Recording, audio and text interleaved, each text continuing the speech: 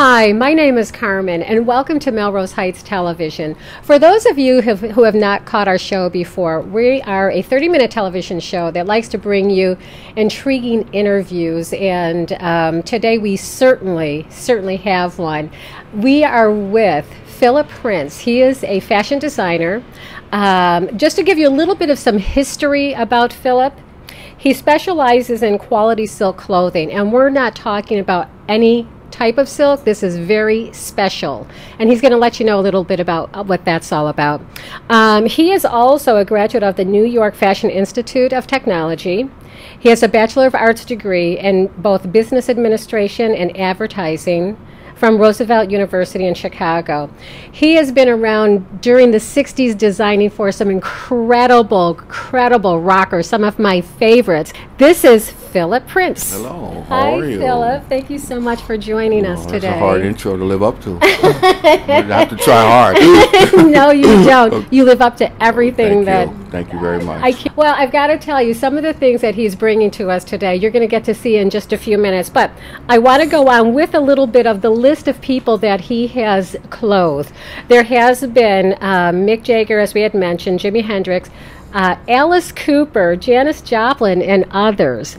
And then, which leads us up to today, you also dress Mariah Carey, Smokey Robinson, Norm Nixon, Tony Dorsett. Wow. Yeah. We're trying to do something different and healthy. The clothing is healthy too. I might want to add that in the beginning. It's healthy. All green. It's all green? Yeah, the whole process of silk is totally green. And we're going to get into that because PHILLIP has a company, and it's called SilkTex.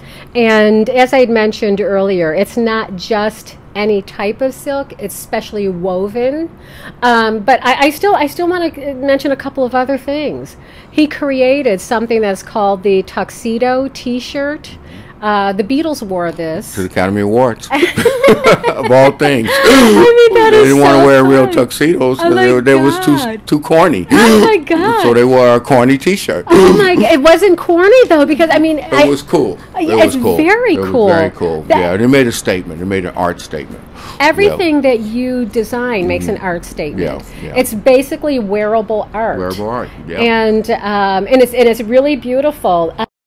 Let's start a little bit about SilkTex. SilkTex, yes. This is your company. Yes, my company. And you said that it's green. It's green. And when did all of this, what's different about your designs versus someone else's? Well, there's some major differences, and I'll start at the beginning. Okay. You know, silk is made from a worm. Yes. And it's a silkworm. Yes. It spins a cocoon. Yes. The cocoon is the silk. Mm-hmm. I went to China in 1988 to become a silk specialist. I'd been working in silk and leather, and I decided silk was such a great fabric. It is. I wanted to go to the source. Wow. So I went to China by myself. I didn't speak any Chinese. Oh my goodness. Only knew one guy. He spoke English, but he happened to be the silk king of China. And and this is PHILLIP Prince, so he's the prince of silk. Exactly. That's what they call me. So I went to China in 1988, and I discovered that silk hadn't changed in 6,000 years. It had been the same. So being a creative person, I started thinking of ways to improve it. And the only way I saw to improve silk was from the source, from the worm itself. Okay. So I was a natural vegan at the time. Okay. And drinking wheatgrass juice and all that. So you've always been ahead of your time. Always. So I decided, hey, let me try a protein spray on the leaf that the worm eats.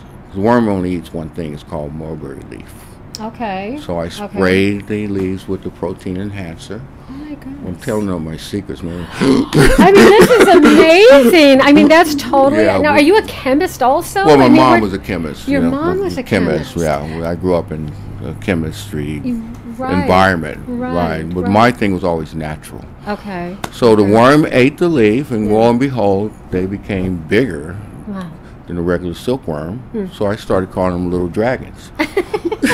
So the little dragon would spin silk that's thicker than a normal worm. Oh my goodness. And that's the only way to develop silk is from the source. My God. So we started using the thicker thread. Okay. And then we used computer enhancement to weave different weaves of fabric that imitated denim or imitated cotton. Imitated it. Right, exactly, but it was all silk. Oh my God. So we used the weaving or the knitting complexity to the new silk, and that's how we created all these new fabrics.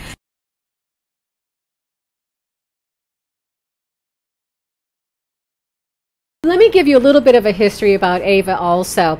Ava has been described as being an artist, an architect, a pilot, a poet, a humanitarian, and a modern day Renaissance woman who is connected spiritually to her art and to life.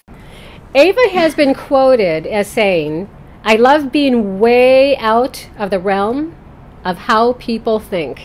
We have the pleasure of talking with her today, the artist, the humanitarian, the Renaissance lady herself. Ava, welcome to Melrose Heights. Well, thank you. And thank you. You're a fun person. You really, really are. Before we get into the history of Ava, I want to ask you, the quote that you have said, you like being way out of the realm of the way people think. What inspired you to say that? Well, I just say it because it's true. I can't help it. It just happens.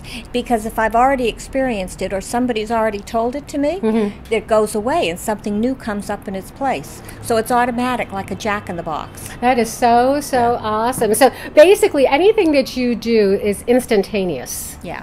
That is so, and so you come, and the reason it's instantaneous is because I know that in looking at some of your art, Ava, she paints with what is called energy, and she uses 40 to 50. 80 actually, up to 80. 80 layers. And each layer is a form of energy. Okay. And so it's a different energy. So if I pick out one color or one tone or whatever it is and I put it on, and then another one appears and another one and another one. So the final energies build up and create what that is. That's amazing. So that you see it in layers. It's like you're just not one dimension. True. You are totally multidimensional. You have so many aspects to you. And it's the same with the painting, and that's what creates the living art. I love it. And the living museum, the living art in the living museum on the living silk. So viewers, stay with us. Stay tuned to Melrose Heights. Keep yourself informed in your neighborhood, in your community, and in our world. Melrose Heights is going to help you do that. And also remember, we have our magazine, Melrose Heights Magazine. Pick it up. It's at your nearest newsstand. This is Carmen from Melrose Heights saying, have a happy day.